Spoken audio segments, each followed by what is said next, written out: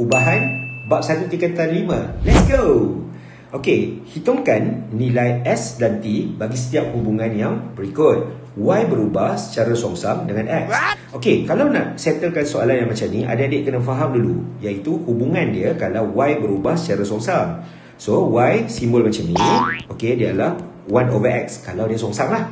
Jadi, tukar dia kepada sama dengan. So, dia akan jadi K over X. K pula adik-adik adalah sama dengan Y darab X. Jadi, adik-adik kena nak dapat nilai K adalah Y darabkan dengan X. So, dalam kes kita dekat situ, 3 darab 2 iaitu 6. So, K kita adalah 6. Jadi, seterusnya adik-adik, nampak? Kita darabkan dengan yang ini. Nampak?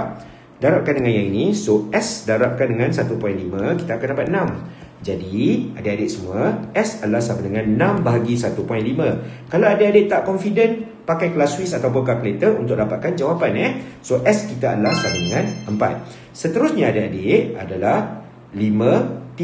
Okay, 5T adalah sama dengan K kita tadilah, iaitu 6.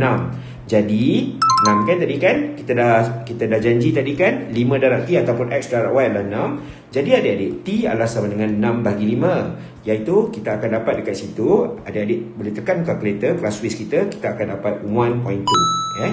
Yes sir. Jumpa lagi.